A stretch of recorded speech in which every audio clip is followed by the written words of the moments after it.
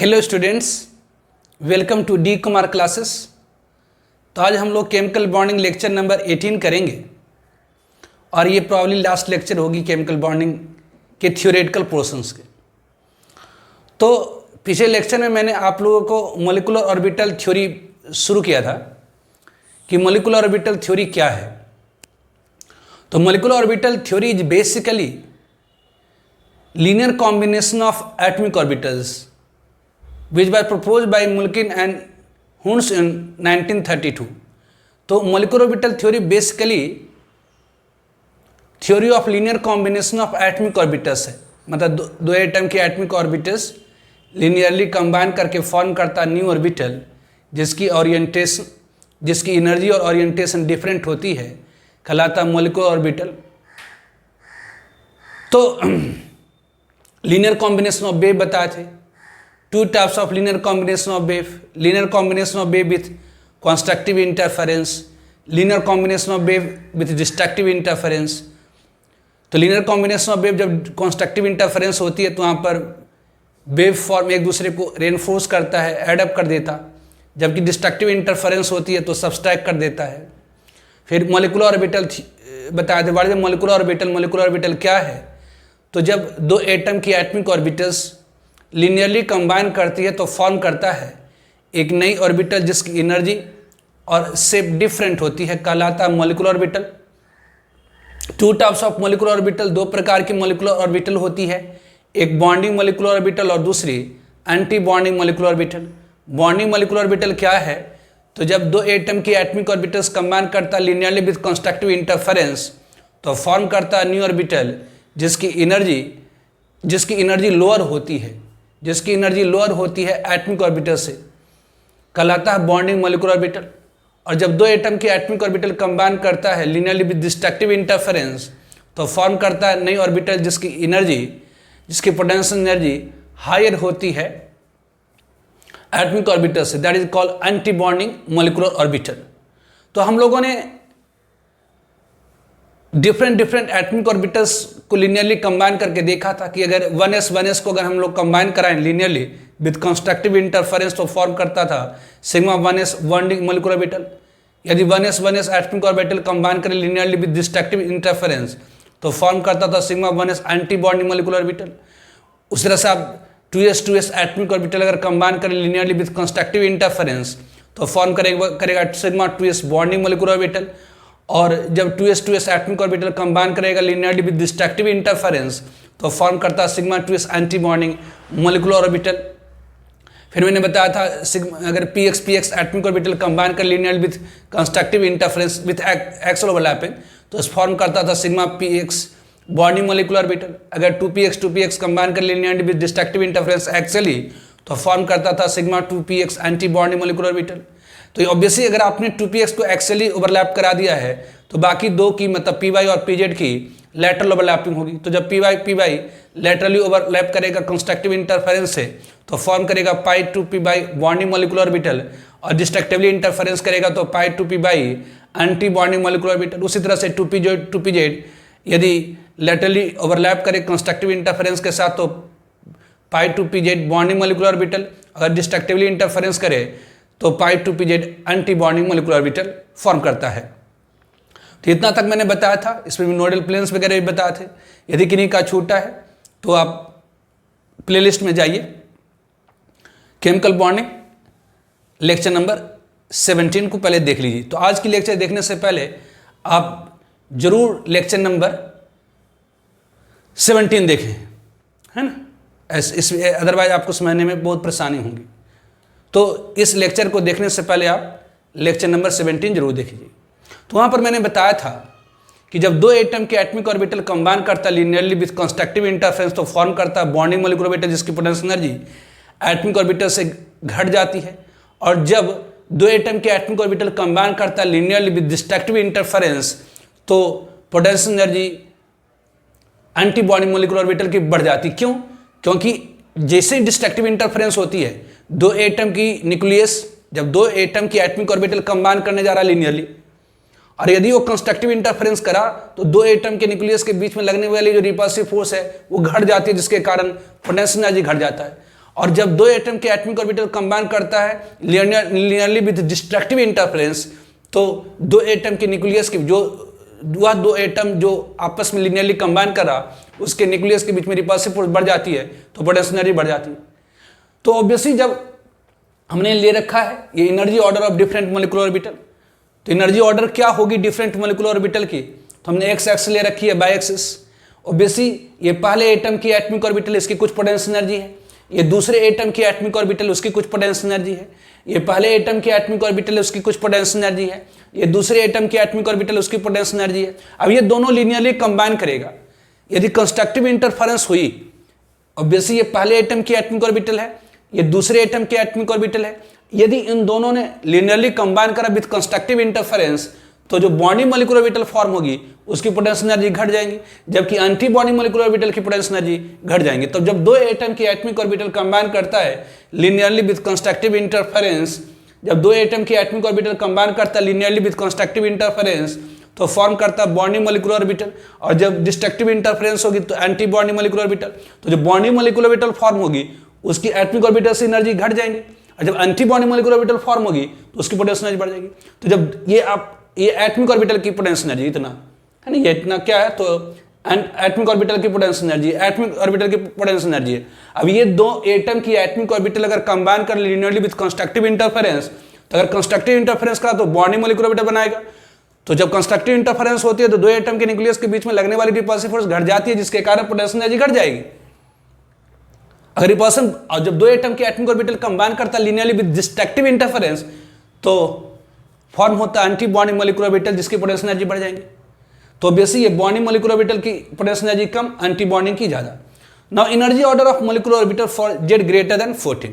तो इसी तरह से कोई ऐसे दो एटम की मोलिकुलर आयन है, इसी तरह से हम लोग निकालते हैं ऑर्डर दो एटम से बने हुए मोलिकुलर आयन, दो एटम से बने हुए मोलिकुलर आयन जिसमें इलेक्ट्रॉनों की संख्या 14 से ज्यादा है। दो एटम से बने हुए ऐसे मोलिकुलर आयन जिसमें 14 इलेक्ट्रॉन से ज्यादा है, दो एटम से बने हुए ऐसे मोलिकुलर आयन जिसमें 14 इलेक्ट्रॉन से ज्यादा है, उसकी पोटेंशियल एनर्जी की ऑर्डर क्या होगी, उसमें मतलब मोलिकुलर ऑर्बिटल की पोटेंशियल एनर्जी की ऑर्डर क्या होगी। दो एटम मिल करके एक मोलिकुलर आयन बनाया है जिसमें कुल इलेक्ट्रॉनों की संख्या 14 से ज्यादा है, तो वैसे मोलिकुलर आयन में मोलिकुलर ऑर्बिटल की एनर्जी क्या होगी। तो ऑब्वियसली आप जानते हैं, पढ़ा है आपने एटॉमिक स्ट्रक्चर में या बेसिक्स ऑफ एटॉमिक स्ट्रक्चर में, कि जो 1s की पोटेंशियल एनर्जी होती है, energy order of different atomic orbital आपने पढ़ा है ना, कि 1s की एनर्जी कम होती है, उससे ज़्यादा 2s की, उससे ज़्यादा 2p की, उससे ज़्यादा 3s की, उससे ज़्यादा 3p की, उससे ज़्यादा 4s की, उसके बाद 3d की। तो ऑब्वियसली ये 1s, ये पहले एटम का 1s की एनर्जी है, ऑब्वियसली यहाँ से ये कम हाइट पर है, मतलब कम पोटेंशियल एनर्जी है। 1s एटॉमिक ऑर्बिटल से ज़्यादा एनर्जी होती है 2s एटॉमिक ऑर्बिटल की, और 2s एटॉमिक ऑर्बिटल से ज़्यादा एनर्जी होती है 2p की। 2p में 3 ऑर्बिटल होता है, 2p सब ऑर्बिट में 3 ऑर्बिटल होता है, 2px, 2py और 2pz। तीनों की एनर्जी सेम होती है, 2px, 2py, 2pz की एनर्जी सेम होती है, सिर्फ ओरिएंटेशन अलग अलग होता है। एक अलोंग द एक्स एक्सिस होता है, एक अलोंग द वाई एक्सिस और एक अलोंग द जेड एक्सिस। तो आपने पढ़ा है कि 1s एटॉमिक ऑर्बिटल की एनर्जी सबसे कम, उससे ज़्यादा 2s एटॉमिक ऑर्बिटल की एनर्जी, उससे ज़्यादा 2p एटॉमिक ऑर्बिटल की एनर्जी। तो यहाँ पर 1s को कम हाइट पर दिखाया, मतलब पहले एटम के 1s एटॉमिक ऑर्बिटल की एनर्जी कम है, उससे ज़्यादा 2s की है, उससे ज़्यादा 2p की है। उसी तरह से ये दूसरे एटम का 1s है, ये दूसरे एटम का 1s की पोटेंशियल एनर्जी कम है, उससे ज़्यादा 2s की है, उससे ज़्यादा 2p की है। तो बेसिकली 2s की पोटेंशियल एनर्जी कम होती है, उससे ज़्यादा 1s की कम होती है, उससे ज़्यादा 2s की होती है, उससे ज़्यादा 2p की होती है। तो यदि पहले एटम का 1s एटॉमिक ऑर्बिटल, दूसरे एटम का 1s एटॉमिक ऑर्बिटल, अगर पहले एटम का 1s एटॉमिक ऑर्बिटल, दूसरे एटम का 1s एटॉमिक ऑर्बिटल अगर कंबाइन कर ले लिनियरली विद कंस्ट्रक्टिव इंटरफेरेंस, तो फॉर्म करेगा sigma 1s bonding molecular orbital. और जब पहले एटम का 1s एटॉमिक ऑर्बिटल और दूसरे एटम का 1s एटॉमिक ऑर्बिटल अगर कंबाइन करे लिनियरली विद डिस्ट्रक्टिव इंटरफेरेंस, तो फॉर्म करेगा sigma 1s anti bonding molecular orbital. तो sigma 1s bonding molecular orbital की एनर्जी कम होगी, और sigma 1s anti bonding star मतलब एंटी बॉन्डिंग मोलिकुलर ऑर्बिटल की पोटेंशियल एनर्जी ज्यादा होती है। ऐसा इसलिए होता है कि जब कंस्ट्रक्टिव इंटरफेरेंस होती है तो दो एटम के न्यूक्लियस के बीच में लगने वाली जो रिपल्सिव फोर्स है और घट जाता है, और जबकि जब डिस्ट्रक्टिव इंटरफेरेंस होती है तो दो एटम के न्यूक्लियस के बीच में लगने वाली जो रिपल्सिव फोर्स है वो बढ़ जाती है। तो ये पहले एटम की 1s एटॉमिक ऑर्बिटल, ये दूसरे एटम की 1s एटॉमिक ऑर्बिटल, ये पहले एटम की 1s एटॉमिक ऑर्बिटल, ये दूसरे एटम की 1s एटॉमिक ऑर्बिटल, ये दोनों अगर लीनियरली कंबाइन करा कंस्ट्रक्टिव इंटरफेरेंस के साथ तो फॉर्म करेगा sigma 1s bonding molecular orbital. और यदि 1s पहले एटम की 1s एटॉमिक ऑर्बिटल, दूसरे एटम की 1s एटॉमिक ऑर्बिटल अगर कंबाइन करा लीनियरली विद डिस्ट्रक्टिव इंटरफेरेंस तो फॉर्म करता sigma 1s anti bonding molecular orbital. तो basis sigma 1s bonding molecular orbital की पोटेंशियल एनर्जी कम होगी, उससे ज्यादा होगी सिग्मा 1s anti bonding molecular orbital की। ठीक है, उसी तरह से अगर पहले एटम की 2s एटॉमिक ऑर्बिटल, अब 1s से ज्यादा पोटेंशियल एनर्जी होती है 2s एटॉमिक ऑर्बिटल की, 1s से ज्यादा पोटेंशियल एनर्जी होती है 2s एटॉमिक ऑर्बिटल की। तो पहले एटम का अगर 2s एटॉमिक ऑर्बिटल, दूसरे एटम का अगर 2s एटॉमिक ऑर्बिटल अगर कंबाइन करा लीनियरली विद कंस्ट्रक्टिव इंटरफेरेंस तो फॉर्म करेगा sigma 2s bonding molecular orbital. पहले एटम का 2s एटॉमिक ऑर्बिटल, दूसरे एटम का 2s एटॉमिक ऑर्बिटल अगर कंबाइन करा लीनियरली विद कंस्ट्रक्टिव इंटरफेरेंस तो फॉर्म करेगा sigma 2s bonding molecular orbital. और पहले एटम का 2s, दूसरे एटम का 2s एटॉमिक ऑर्बिटल कंबाइन करा लीनियरली विद डिस्ट्रक्टिव इंटरफेरेंस तो फॉर्म करेगा sigma 2s anti bonding molecular orbital. तो बेसिस बॉन्डिंग मॉलिक्यूलर ऑर्बिटल की पोटेंशियल एनर्जी कम होगी, उससे ज्यादा होगी एंटी बॉन्डिंग मॉलिक्यूलर ऑर्बिटल की। उसी तरह से ये 2p है तो 2p ऑर्बिटल्स में 1s एटॉमिक ऑर्बिटल की एनर्जी सबसे कम, उससे ज्यादा 2s की, उससे ज्यादा 2p की। अब 2p में 2p सब ऑर्बिट में 3 ऑर्बिटल्स होती है 2px, 2p, 2pz। तो ये पहले एटम का 2px एटॉमिक ऑर्बिटल है, ये 2p और एटॉमिक ऑर्बिटल, ये 2pz एटॉमिक ऑर्बिटल है। उसी तरह से ये दूसरे एटम का 2px एटॉमिक ऑर्बिटल है, ये 2p एटॉमिक ऑर्बिटल, ये 2pz एटॉमिक ऑर्बिटल है। तो अगर हम मान लें कि पहले एटम का 2px और पहले एटम का 2px, दूसरे एटम का 2px अगर एक्सेली ओवरलैप करा विद कंस्ट्रक्टिव इंटरफेरेंस, तो यदि पहले एटम का 2px एटॉमिक ऑर्बिटल, दूसरे एटम का 2px एटॉमिक ऑर्बिटल अगर कंबाइन करा linearly with constructive interference axially मान लेते हैं 2px एक्सेली ओवरलैप करा, एक्सेली कॉम्बिनेशन करा, तो पहले एटम का 2px एटॉमिक ऑर्बिटल, दूसरे एटम का 2px एटॉमिक ऑर्बिटल अगर कंबाइन करा linearly axially with constructive interference तो फॉर्म करेगा sigma 2px bonding molecular orbital. ध्यान दीजिए एक्सेल ओवरलैपिंग मोर स्ट्रॉन्गर होती है। जब ओवरलैपिंग होगा एक्सेली, अगर ओवरलैपिंग होगी एक्सेली तो बेसिक पोटेंशियल एनर्जी ज्यादा घटेगी। तो सिग्मा 2px की पोटेंशियल एनर्जी सबसे कम और sigma anti bonding 2px atomic sigma 2px bonding molecular orbital की पोटेंशियल एनर्जी सबसे कम, जबकि sigma star anti bonding 2px molecular orbital की एनर्जी सबसे ज्यादा। क्यों? क्योंकि जो एक्सेल ओवरलैप होता है वो ज्यादा होता है, एक्सेल ओवरलैप ज्यादा होता है।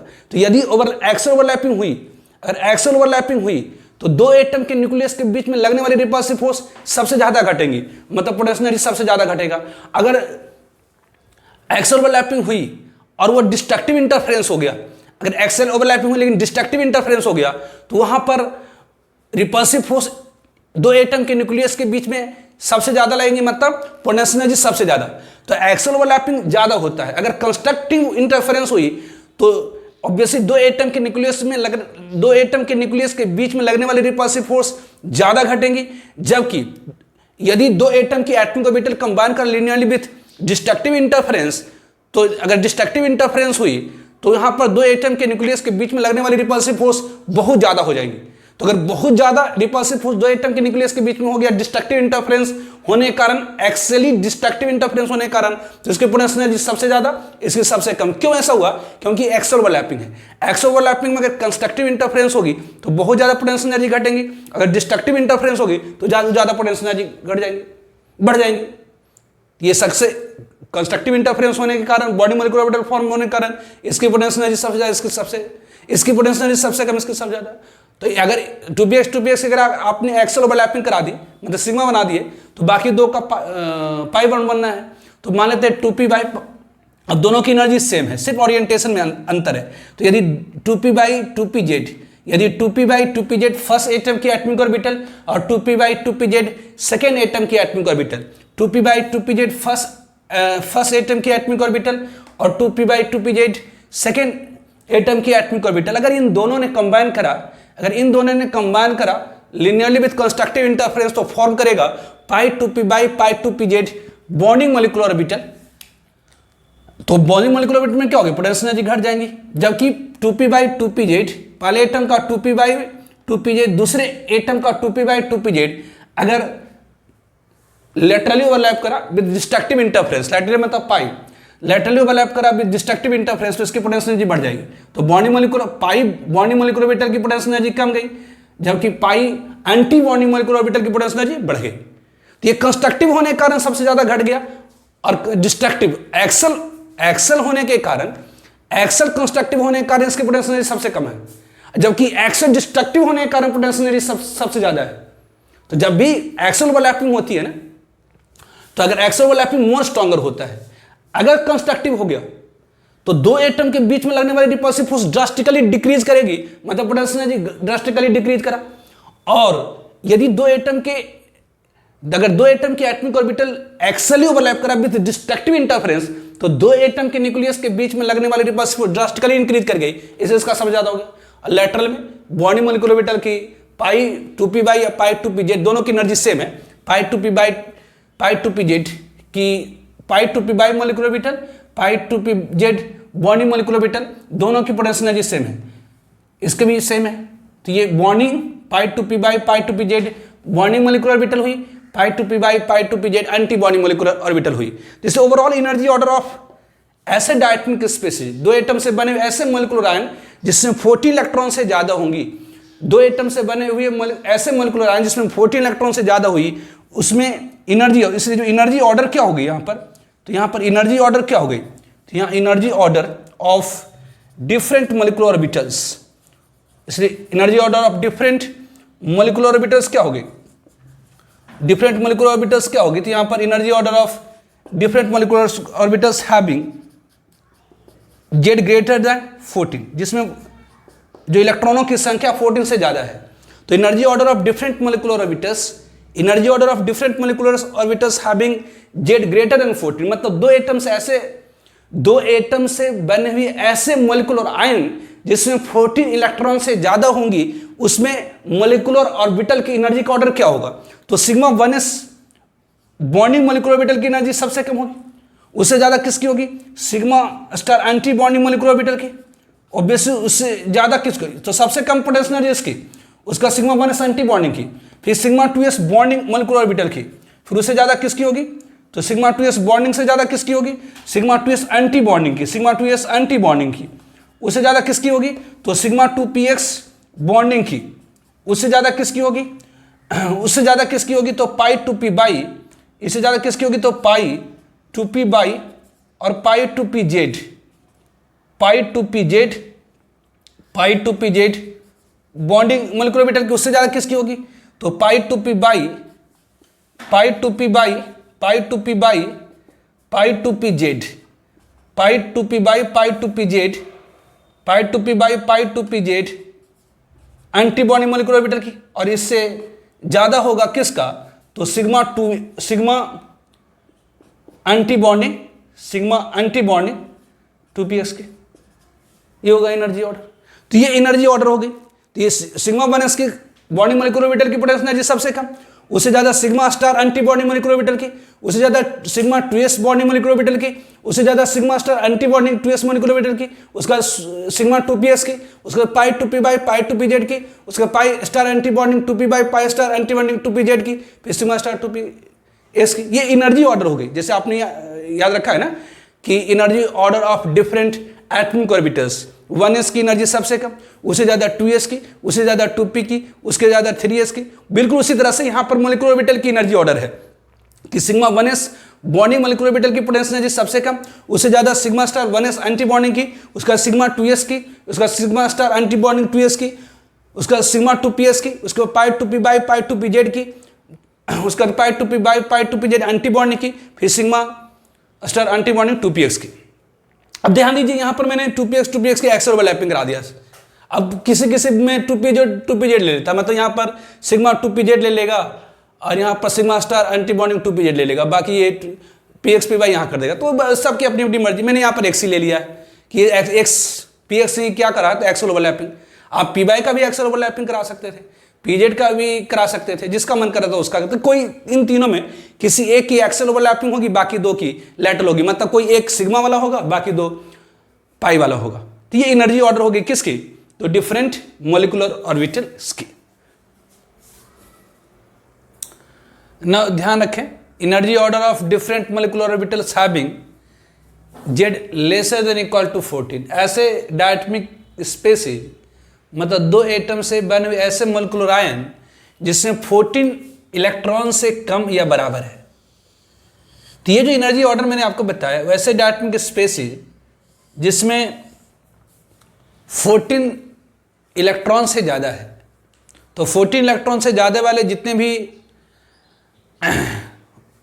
डायटमिक स्पेसिस है मतलब दो एटम से बने हुए मोलिकुलर आयन हैं उसमें सिग्मा 1s की एनर्जी सबसे कम, उससे ज़्यादा सिग्मा स्टार 1s की, sigma 2s, sigma star 2s, sigma 2px, pi 2p by pi 2pz, pi star 2p by pi star 2pz, ये सिग्मा स्टार 2px। लेकिन वैसे डायटमिक स्पेसिस जिसमें 14 इलेक्ट्रॉन से कम या बराबर है जो पोटेंशियल एनर्जी होती है सिग्मा 2px मोलिकुलर ऑर्बिटल की ज़्यादा हो जाती है पाई 2p बाई पाई 2pz से। ये एक्सेप्शनली होता है कि सब कुछ यही ऑर्डर ही होगी, बस ये दोनों जो sigma 2px bonding molecular orbital की पोटेंशियल एनर्जी होती है इसकी ज़्यादा हो जाती है पाई 2p बाई पाई 2pz से। तो वैसे डायटमिक स्पेसिस जिसमें 14 इलेक्ट्रॉन से लेसर है the potential energy of sigma 2px molecular orbital will greater than pi 2p by 2pz because ऐसा इसलिए होता है क्योंकि sigma 2px molecular orbital suffer more repulsion than pi 2p by pi 2pz। ऐसा इसलिए होता है क्योंकि जो सिग्मा 2px मोलिकुलर ऑर्बिटल में एटम के न्यूक्लियस के बीच में लगने वाली रिपल्सिव फोर्स होती है वो ज़्यादा हो जाती है किससे, तो पाई 2p बाई पाई 2pz से। ऐसा इसलिए होता है क्योंकि उसकी साइज छोटी है, 14 इलेक्ट्रॉन इसका मतलब साइज छोटी हो जाएगी। तो अगर इलेक्ट्रॉन कम है साइज छोटी है तो दो एटम के न्यूक्लियस के बीच में लगने वाली रिपल्सिव फोर्स ज़्यादा हो जाती है। तो ऐसा इसलिए होता है। तो ध्यान रखेंगे कि वैसे डायटमिक स्पेसिस मतलब दो एटम से बने हुए ऐसे मोलिकुलर आयन जिसमें दो एटम से बने हुए मोलिकुलर और आयन जिसमें 14 इलेक्ट्रॉन से ज़्यादा होगा उसकी एनर्जी ऑर्डर क्या होगी, सिग्मा 1s की सबसे कम, उसके ज़्यादा सिग्मा स्टार 1s, उसका sigma 2x, sigma star 2s, फिर sigma 2px, pi 2p by pi 2pz, pi star 2p by pi star 2pz। लेकिन वैसे डायटमिक स्पेसिस मतलब दो एटम से बने हुए ऐसे मोलिकुलर आयन जिसमें 14 इलेक्ट्रॉन से लेसर या बराबर होती है जो पोटेंशियल एनर्जी होती है सिग्मा 2px मोलिकुलर ऑर्बिटल की वह ज़्यादा हो जाती है किससे, तो पाई 2p बाई पाई 2pz से। तो क्या करेंगे, इन दोनों की पोजीशन को एक्सचेंज कर दीजिए। इन दोनों की पोजीशन को क्या करिए, एक्सचेंज करिए। मतलब सब कुछ ये रखिए, सिर्फ इन दोनों की पोजीशन को आप क्या करिए, एक्सचेंज कर दीजिए। सब कुछ ये रखिए, इन दोनों की पोजीशन को एक्सचेंज करिए। मतलब एनर्जी ऑर्डर वही है, बिल्कुल वही है, sigma 1s sigma star 1s, sigma 2s sigma star 2s। बस अंतर क्या हो गया, तो ये पाई 2p बाई पाई 2pz पहले आ गया सिग्मा 2px से, बाकी फिर वही सेम चीज़ है। तो ऐसा क्यों होता है, ऐसा इसलिए होता है क्योंकि साइज छोटी होती है तो दो एटम के बीच में न्यूक्लियस, दो एटम के न्यूक्लियस के बीच में ज़्यादा रिपल्सन हो जाती है यदि 14 इलेक्ट्रॉन से कम डायटमिक स्पेसिस में इलेक्ट्रॉन्स हैं तो वैसे डायटमिक स्पेसिस जिसमें 14 इलेक्ट्रॉन से कम है या बराबर है तो उसमें जो पोटेंशियल एनर्जी होती है सिग्मा 2px की ज़्यादा हो जाती है। याद रखना, सिग्मा 2px की ज़्यादा हो जाए, ऐसे में लगता है कि सिग्मा 2px की कम हो, लेकिन नहीं, सिग्मा 2px की ज़्यादा हो जाती है किससे, पाई 2p by pi 2pz molecular orbital से, इसलिए ऐसा होता है। Now molecular orbital electronic configuration, जैसे हम लोगों ने अभी तक पढ़ा क्या, तो एटॉमिक ऑर्बिटल इलेक्ट्रॉनिक कॉन्फिगरेशन पढ़े थे। जैसे आपको अगर कहा जाएगी जी ऑक्सीजन एटम या सोडियम एटम के इलेक्ट्रॉनिक कॉन्फिगरेशन लिखे तो क्या करते थे, 1s2 2s2 2p6 3s2। बिल्कुल उसी तरह से हम लोग यहाँ पर मोलिकुलर ऑर्बिटल इलेक्ट्रॉनिक कॉन्फिगरेशन लिखेंगे। जैसे एटॉमिक ऑर्बिटल इलेक्ट्रॉनिक कॉन्फिगरेशन लिखते थे, बिल्कुल उसी तरह से यहाँ पर molecular orbital electronic configuration, molecular orbital electronic configuration, molecular orbital electronic configuration. तो molecular orbital electronic configuration, molecular orbital electronic configuration क्या है, मोलिकुलर ऑर्बिटल इलेक्ट्रॉनिक कॉन्फिगरेशन। तो जैसे एटॉमिक ऑर्बिटल की इलेक्ट्रॉनिक कॉन्फिगरेशन लिखने के लिए आप फॉलो करते थे वाउ principle, Pauli's exclusion principle, Hund's rule. उसी तरह से to write molecular orbital electronic configuration, to write molecular orbital electronic configuration, to write molecular orbital electronic configuration, we follow, हम लोग पालन करते, we follow a Bohr principle, of Bow principle,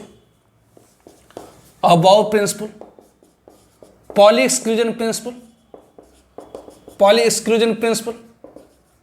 and Hund's rule. तो to write molecular orbital electronic configuration लिखने के लिए हम लोग पालन करते हैं aufbau principle, Pauli exclusion principle and Hund's rule की। तो आपने पढ़ा अबाउ प्रिंसिपल क्या होती है। तो अबाउ प्रिंसिपल के अनुसार अबाउ प्रिंसिपल क्या है, तो अबाउ प्रिंसिपल के अनुसार electron first fill in those orbitals whose energy be lowest. Obviously aufbau principle के अनुसार क्या है कि एनर्जी इलेक्ट्रॉन फर्स्ट फिल मतलब इलेक्ट्रॉन सर्वप्रथम भरा जाता है। इलेक्ट्रॉन फर्स्ट फील्ड मतलब सर्वप्रथम भरा जाना। Electron first filled in those orbitals, वैसे ऑर्बिटल्स में in those orbitals whose energy will lowest. तो अबाउ प्रिंसिपल के अनुसार इलेक्ट्रॉन सर्वप्रथम उस ऑर्बिटल में भरा जाता है जिसकी एनर्जी सबसे कम होती है। तो सबसे कम एनर्जी किस ऑर्बिटल्स की होती है, तो ऑब्वियसली जो एनर्जी ऑर्डर आपको याद रखना होगा। तो यहाँ पर energy order of molecular orbitals क्या होगी, एनर्जी ऑर्डर आपने पढ़ा भी just. Energy order for Z greater than 14 में आपने पढ़ा क्या कि जी सिग्मा 1s की एनर्जी सबसे कम है, उसके बाद सिग्मा स्टार 1s की, उसके बाद सिग्मा 2s की, उसका सिग्मा स्टार 2s की, फिर उसके बाद किसकी, तो सिग्मा 2px की, फिर किसकी, तो पाई 2p जेड की, फिर किसका, तो pi star anti bonding 2p Z की, उसके बाद किसकी, तो सिग्मा स्टार 2px की। और जब Z lesser than equal to होगी तो ये, तो मॉलिक्यूलर जैसे आप एटॉमिक ऑर्बिटल के इलेक्ट्रॉनिक कॉन्फिगरेशन लिखने के लिए फॉलो करते थे aufbau principle, Pauli exclusion principle और हुंस रूल, उसी तरह से मॉलिक्यूलर ऑर्बिटल इलेक्ट्रॉनिक कॉन्फिगरेशन लिखने के लिए भी आपको फॉलो करना होगा, पालन करना होगा किसको, तो aufbau principle, Pauli exclusion principle and Hund's rule की। अबाउ प्रिंसिपल के अनुसार इलेक्ट्रॉन फर्स्ट ऑफ ऑल उस ऑर्बिटल में भरा जाता है जिसकी एनर्जी सबसे कम। मतलब अगर आपको इलेक्ट्रॉन भरना है वैसे डायटोमिक स्पेस में 14 इलेक्ट्रॉन से ज्यादा होगी, उसमें पहले सिग्मा 1s में इलेक्ट्रॉन भरेंगे, फिर इसमें, ठीक है। Second one is the poly exclusion principal. Pauli exclusion principal के अनुसार एक ऑर्बिटल में मैक्सिमम 2 इलेक्ट्रॉन को फिल किया जाता है जिसकी स्पिन अपोजिट होगी। इन एन ऑर्बिटल, किसी एक ऑर्बिटल में electron maximum 2 electrons can be accommodated. एक ऑर्बिटल में अधिकतम 2 इलेक्ट्रॉन, मतलब इसमें आप मैक्सिमम 2, 1 या 2, मैक्सिमम इसमें 2, इससे मैक्सिमम 2, इससे मैक्सिमम 2, ये सब क्या मॉलिक्यूलर ऑर्बिटल है, इसमें मैक्सिमम 2, इससे मैक्सिमम 2, इससे मैक्सिमम 2, इससे मैक्सिमम 2, इससे मैक्सिमम 2, इससे मैक्सिमम 2। एक ऑर्बिटल में मैक्सिमम कितने इलेक्ट्रॉन एकोमोडेट किए जा सकते हैं, 2, जिसकी स्पिन अपोजिट होगी। हुंस रूल के अनुसार इन ऑर्बिटल्स या इन डीजेनरेट ऑर्बिटल मतलब वैसे ऑर्बिटल जिसकी एनर्जी सेम और ओरिएंटेशन डिफरेंट है। जैसे इन दोनों को हम क्या कहेंगे, तो डीजेनरेट ऑर्बिटल्स, इसे हम क्या कहेंगे, तो degenerate orbitals.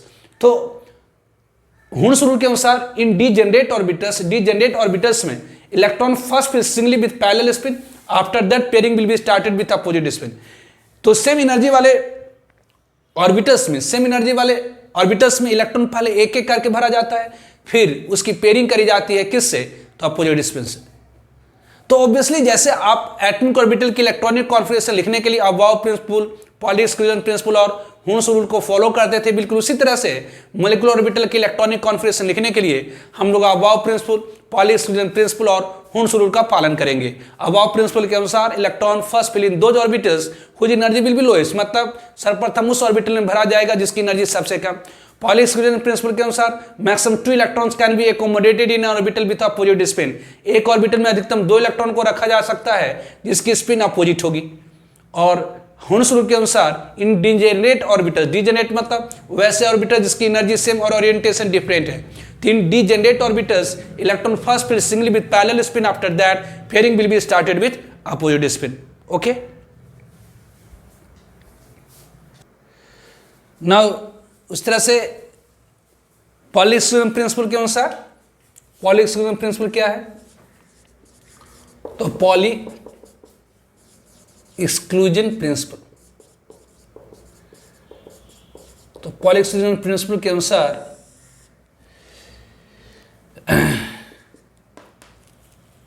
maximum two electrons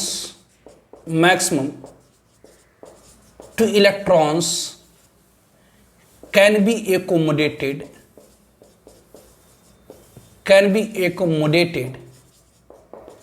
in an orbital with opposite spin. तो maximum two electrons can be accommodated in an orbital with opposite spin. It is called poly exclusion principal. इसे हम लोग क्या कहते हैं? तो poly exclusion principal. Now Hund's rule के अनुसार इन डीजेनरेट ऑर्बिटल्स, डीजेनरेट मतलब वैसे ऑर्बिटल्स जिसकी एनर्जी सेम और ओरिएंटेशन डिफरेंट हो. इन डीजेनरेट ऑर्बिटल्स इलेक्ट्रॉन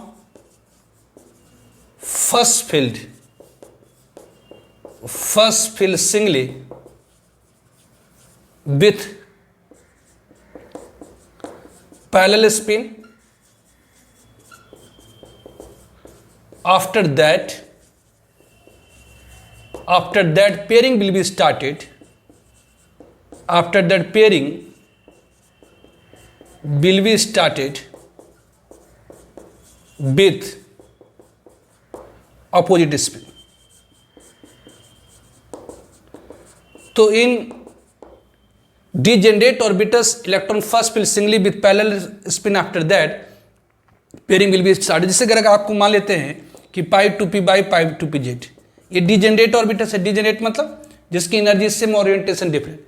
और इसमें अगर मान लेते हैं कि 2 इलेक्ट्रॉन भरना है, तो पहले एक इलेक्ट्रॉन इसमें भरेंगे, फिर इसमें 3 भरना है, तो बेसी पहले एक इसमें भरेंगे, एक फिर इसको 2, इस तरह से. ठीक है. तो फॉर एग्जाम्पल जैसे आपसे कहा जाए कि write molecular orbital electronic configuration of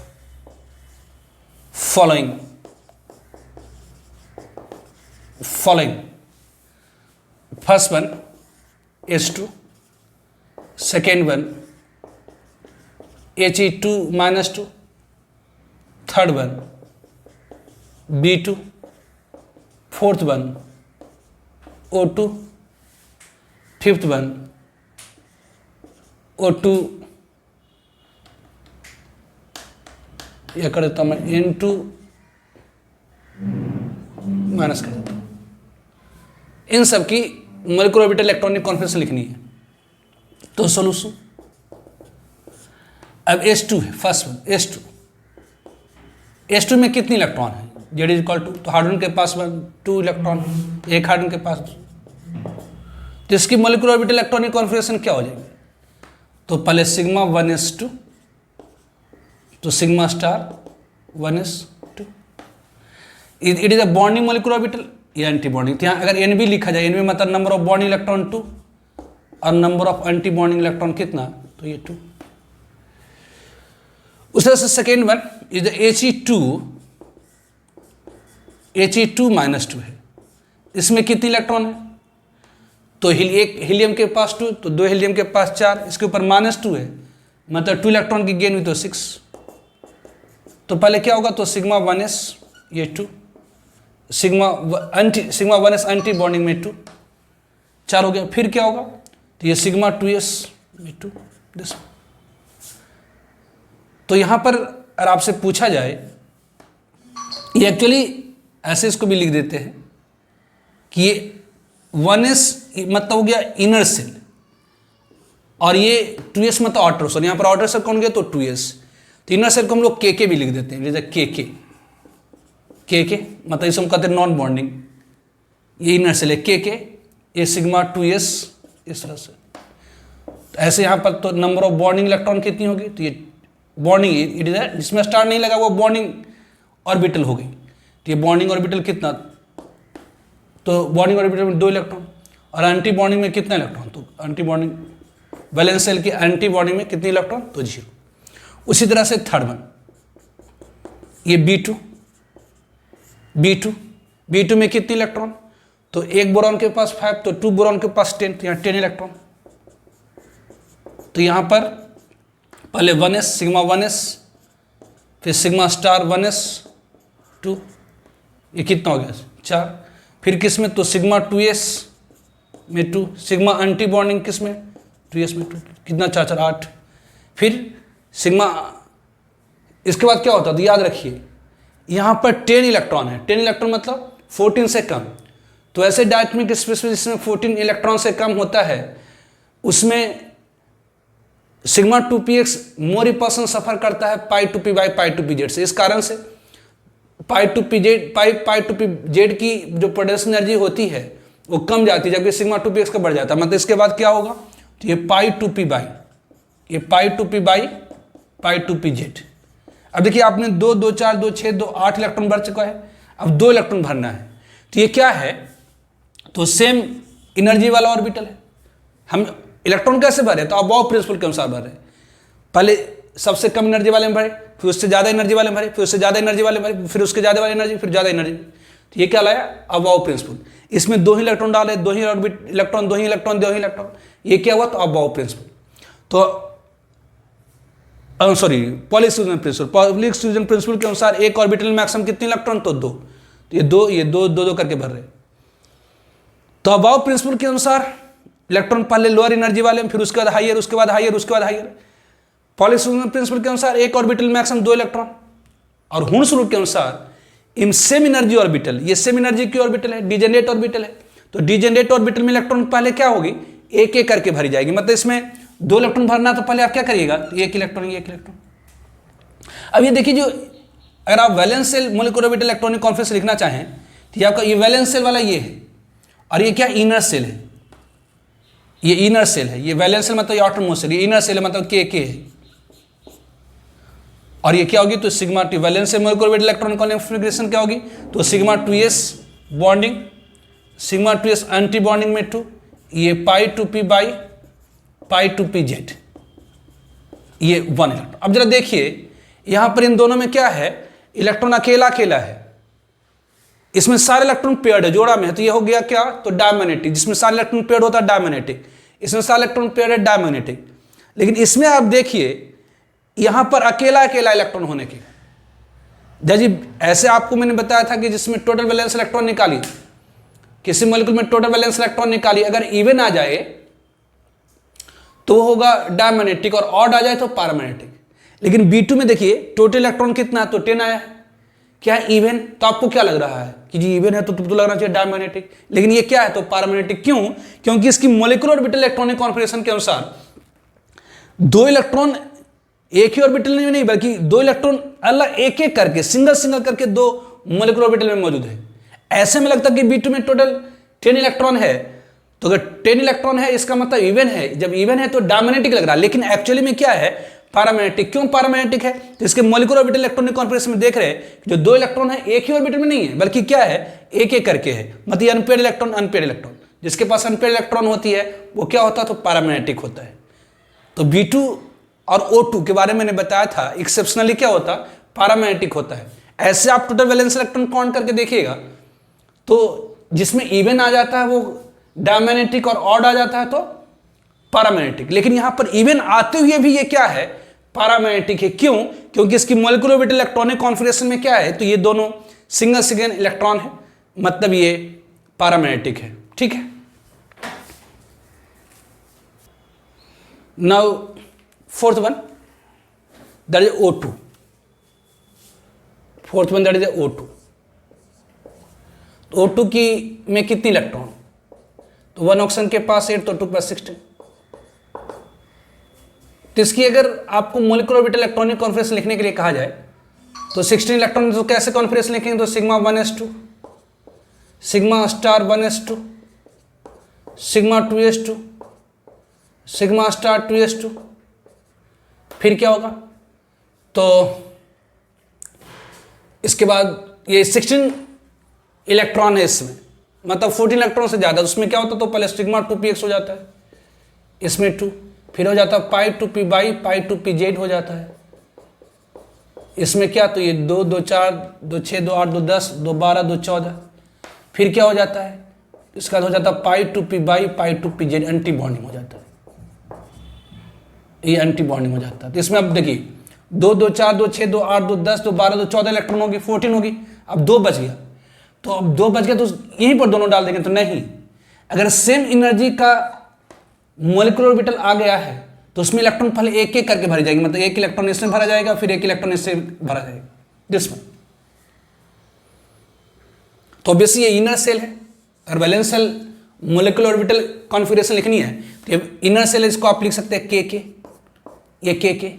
obviously ये क्या होगी, तो sigma 2s2 sigma 2s anti bonding 2, उसी तरह से ये सिग्मा 2px ये 2, ये पाई 2p बाई ये पाई 2pz, ये क्या, तो ये 2, ये क्या, तो पाई ये 2p बाई एंटी बॉन्डिंग ये 1, ये पाई 2pz एंटी बॉन्डिंग ये 1।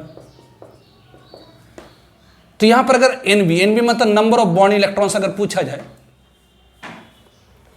तो टोटल बॉन्डिंग इलेक्ट्रॉन अगर पूछे तो ऑब्वियसली यहां पर आप वैलेंस सेल में अगर निकालना चाहते हैं बॉन्डिंग इलेक्ट्रॉन, तो ये 2 2 4 2 8 2 10 2 2 4 2 6 2 8 सॉरी 2 2 4 2 6 2 8, और एंटी बॉन्डिंग में कितना, तो 2 स्टार वाला में 2 2 4। अरे ऐसे आप यहाँ पर आप देखना चाहते हैं, पूरे में निकालना चाहते हैं बॉन्डिंग इलेक्ट्रॉन, तो ये 2 2 4 2 6 2 8 2 10, ठीक है। तो जनरली हम लोग क्या करते हैं, तो वैलेंस सेल में बॉन्डिंग इलेक्ट्रॉन निकालते हैं, तो वैलेंस सेल में बॉन्डिंग इलेक्ट्रॉन कितनी होगी, तो 2 2 4 2 6 2 8। तो NB मतलब नंबर ऑफ, NB क्या, तो number of bonding electrons, bonding मतलब बॉन्डिंग ऑर्बिटल में मौजूद है, number of bonding electrons in valence shell, मतलब ऑटोमोस्ट सेल में। वैलेंस सेल में बॉन्डिंग इलेक्ट्रॉन कितनी हो गई, तो ये ऑब्वियसली ये 2 2 4 2 6 2 8 8 हो गई। Na मतलब number of anti bonding electron in valence shell, number of anti bonding electron in valence shell. Valence shell में एंटी बॉन्डिंग इलेक्ट्रॉन कितनी हो गई, तो ये 2 2 4। अब जरा देखिए यहां पर इलेक्ट्रॉन क्या है, ये अनपेयर्ड है। ऐसे अगर टोटल वैलेंस इलेक्ट्रॉन देखिए तो इवन आ रहा है इसमें, तो आपको मैंने बताया था ऐसे 2 एटम से बना हुआ, ऐसे मॉलिक्यूल 2 एटम से ऐसे मॉलिक्यूलर आयन जिसमें टोटल वैलेंस इलेक्ट्रॉन ऑड आता है, वैसे मॉलिक्यूलर आयन जिसमें टोटल वैलेंस इलेक्ट्रॉन ऑड आता हो पारामैग्नेटिक, और इवन आएगा तो डायमैग्नेटिक। तो यहाँ पर टोटल वैलेंस इलेक्ट्रॉन कितना है, तो ऑब्वियसली इवन में है, जैसे ऑक्सीजन का एटॉमिक नंबर होता है 8 कॉन्फिगरेशन 2 6 12, तो यहाँ पर 12 में तो इवन में है। तो O2 में टोटल वैलेंस इलेक्ट्रॉन इवन में है, O2 में टोटल वैलेंस इलेक्ट्रॉन इवन में है, तो हमें लग रहा है डायमैग्नेटिक, लेकिन एक्चुअली ये क्या होता है, पारामैग्नेटिक। क्यों, क्योंकि इसके पास क्या होती है, अनपेयर्ड इलेक्ट्रॉन होती है, तो ये क्या होता है, ये पारामैग्नेटिक होता है। क्यों, O2 इज एक्सेप्शनल होता है जी, O2 और B2, O2 इज पारामैग्नेटिक। O2 क्या होती है, तो पारामैग्नेटिक होती है। क्यों, because it have unpaired electron, because it have unpaired electron, इसमें क्या है, अनपेयर्ड इलेक्ट्रॉन है दिस। तो ध्यान रखना है इसे कि O2 और B2 क्या होती है, तो पारामैग्नेटिक होती है। ऐसे आप टोटल वैलेंस इलेक्ट्रॉन निकाल कर देखिए, ऐसे आपको मैंने बताया कि किसी मॉलिक्यूल में टोटल वैलेंस इलेक्ट्रॉन निकाल लीजिए, अगर वो इवन आएगा तो कह दीजिए डायमैग्नेटिक, और ऑड आ गया तो कह दीजिए पारामैग्नेटिक। तो O2 में निकाल कर बताइए तो कि जी ऑक्सीजन का एटॉमिक नंबर 8 कॉन्फिगरेशन 2 6, मतलब एक ऑक्सीजन के पास 6, 2 ऑक्सीजन के पास 12, तो 12 मतलब इवन मतलब डायमैग्नेटिक, लेकिन गलत हो जाएगा। ये क्या होती है, पारामैग्नेटिक। क्यों, क्योंकि इसको एक्सप्लेन करने के लिए मॉलिक्यूलर ऑर्बिटल थ्योरी है। उस तरह से B2 में आप देखिए बोरॉन के एटॉमिक नंबर 5 कॉन्फिगरेशन 2 3, तो एक बोरॉन के पास 3 तो 2 बोरॉन के पास 6, तो इवन आ गया, तो आपको लग रहा है कि ये डायमैग्नेटिक होगा, लेकिन ये क्या होता, पारामैग्नेटिक। कि कैसे, तभी just molecular orbital electronic configuration से देखे थे, उसमें क्या आता है, तो अनपेयर्ड इलेक्ट्रॉन आ जाता है। उस तरह से N2-, fifth one is the N2-। N2- में कितनी इलेक्ट्रॉन है, तो एक नार्डन के पास 7 तो 2 के पास कितना, तो 14 15 इलेक्ट्रॉन है। तो इसकी मोलिकुलर ऑर्बिटल इलेक्ट्रॉनिक कॉन्फिगरेशन लिखिए। पहले क्या होगा, तो सिग्मा 1s ये सिग्मा स्टार एंटी बॉन्डिंग, फिर क्या, तो सिग्मा 2s2 सिग्मा 2s2, फिर क्या, तो सिग्मा स्टार 2s2, ये फिर क्या होगा, तो ये सिग्मा 2px2, फिर क्या होगी, तो पाई 2p बाई पाई 2pz, ये क्या, दो कितना हो गया जी, 2 2 4 2 6 2 8 2 10 2 12 2 14, फिर क्या होगा, तो pi anti bonding 2p by pi 2pz anti bonding, इसमें एक इलेक्ट्रॉन, ये इनर सेल है तो आप इसको लिख सकते हैं के, और ये क्या हो गया, तो वैलेंस सेल है, 2 वाला क्या है, तो 2s वैलेंस सेल है, मतलब ये क्या होगा, sigma 2s2 sigma anti bonding 2s2, ये सिग्मा 2px सिग्मा 2px क्या, तो ये 2, ये क्या, तो पाई 2p बाई ये 2, ये पाई 2pz ये 2, ये pi anti bonding 2p by ये पाई 2pz ये एंटी बॉन्डिंग में 1। यहाँ वैलेंस सेल में नंबर ऑफ बॉन्डिंग इलेक्ट्रॉन कितनी हो गई, तो ये 2 2 4 2 6 2 8, वैलेंस सेल में एंटी बॉन्डिंग इलेक्ट्रॉन कितना, 2 2 4 2 6 2 8, और एंटी बॉन्डिंग इलेक्ट्रॉन कितना हो गया वैलेंस सेल में, 2 1 3 इस तरह से। अब ये डायमैग्नेटिक होगी पैरामैग्नेटिक, ऑब्वियसली ऐसे भी अगर टोटल वैलेंस इलेक्ट्रॉन ऑड आ गया तो पैरामैग्नेटिक ही होगा। तो ऑब्वियसली एक्सेप्शनली O2 और B2 में आपने देखा कि टोटल वैलेंस इलेक्ट्रॉन इवन आने के बाद भी वो पैरामैग्नेटिक हो जा रहा है, क्योंकि उसकी मोलिकुलर ऑर्बिटल इलेक्ट्रॉनिक कॉन्फिगरेशन उसके पास क्या है, अनपेयर्ड इलेक्ट्रॉन है। ठीक है, now another example, write molecular orbital electronic configuration of O2 plus O2 minus and find first one bond order, second one is the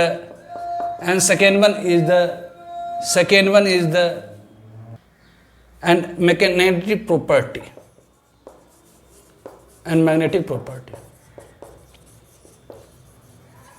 कह रहा है कि write molecular orbital electronic configuration of O2 plus O2 minus and find bond order magnetic property.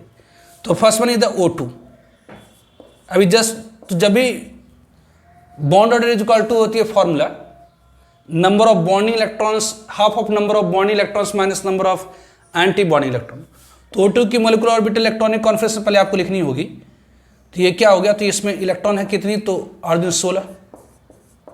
तो इसकी molecular orbital electronic configuration क्या होगी, तो sigma 1s2 sigma star 1s2 sigma 2s2 sigma star 2s2 sigma 2px2 और ये पाई 2p by pi 2pz।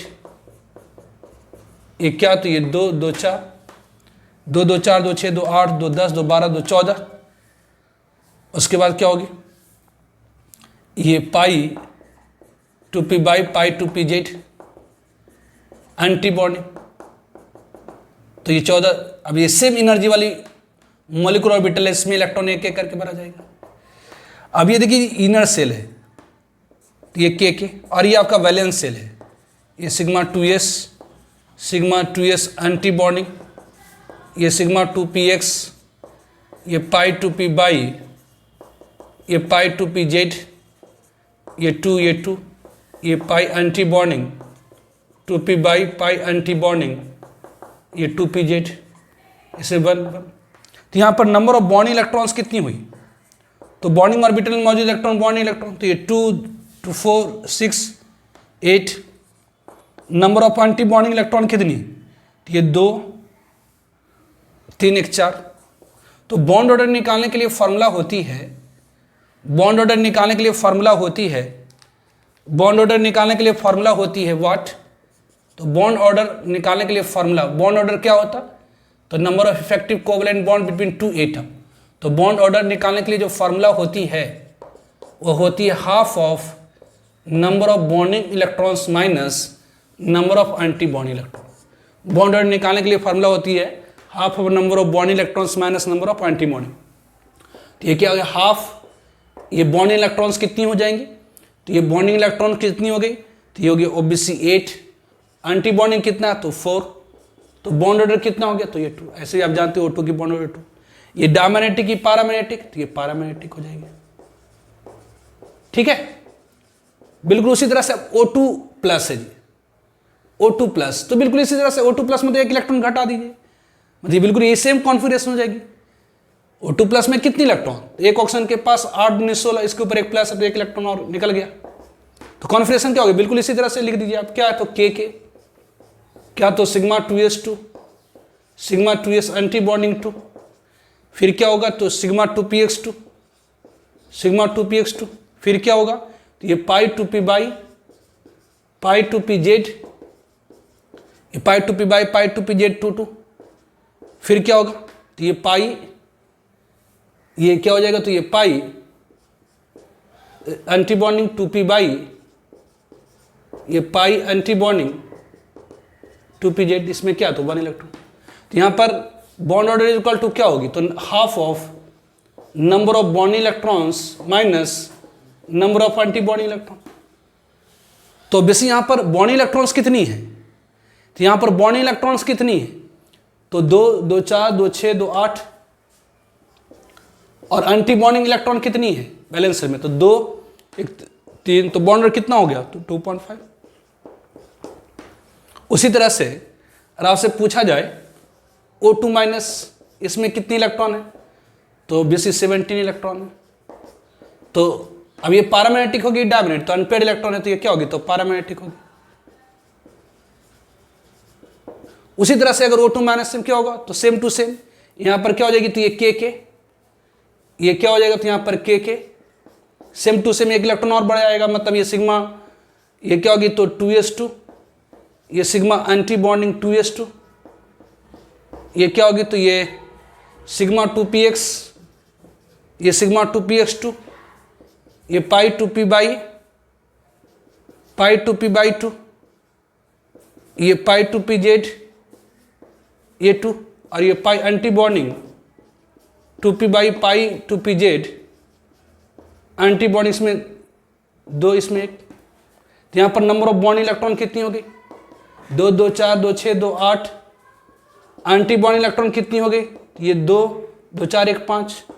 तो bond order क्या हो जाएगी, तो bond order equal to half of number of bond electrons minus number of anti bond electron. तो कितनी हुई, तो 8 में से, ये हाफ ऑफ 8 में से 5 को घटाएंगे, तो 8 में से 5 कितना हो जाएगा, तो ये 8 माइनस 5, तो ये कितनी हो गई, तो 8 माइनस 5 तो कितनी हो गई, तो 8 माइनस 5 तो ये कितनी होगी, तो 3 1.5 इस तरह से।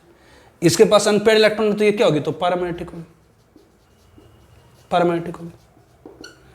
तो इस तरह से मॉलिक्यूलर ऑर्बिटल आप निकालते हैं, मॉलिक्यूलर ऑर्बिटल इलेक्ट्रॉनिक कॉन्फ्रेंस लिखते हैं और पता करते हैं कितनी बॉन्ड इलेक्ट्रॉन है, कितनी एंटी बॉन्डिंग है, क्या बॉन्ड ऑर्डर होगी, पैरामैग्नेटिक होगी कि डायमैग्नेटिक होगी।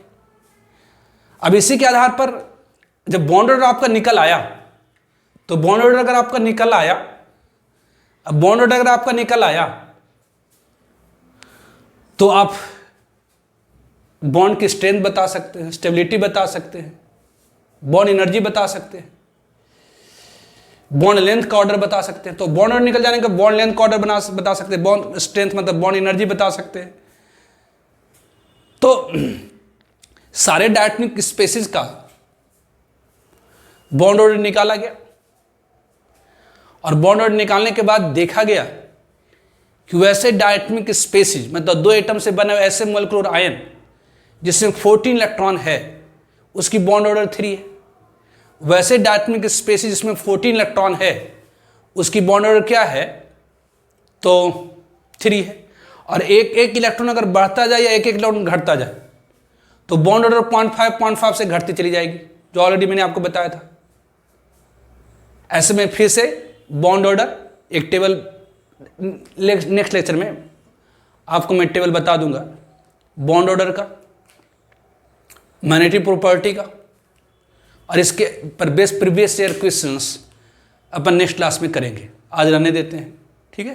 तो मॉलिक्यूलर ऑर्बिटल इलेक्ट्रॉनिक कॉन्फिगरेशन आपने लिखने के लिए सीखा कि कैसे मॉलिक्यूलर ऑर्बिटल इलेक्ट्रॉनिक कॉन्फिगरेशन लिखा जाता है। अब टेबल के आधार पर मॉलिक्यूलर ऑर्बिटल से रिलेटेड जो भी क्वेश्चंस आजकल पूछे जाते हैं उसे आप कर सकते हैं। ये बस बेसिक चीजें हैं।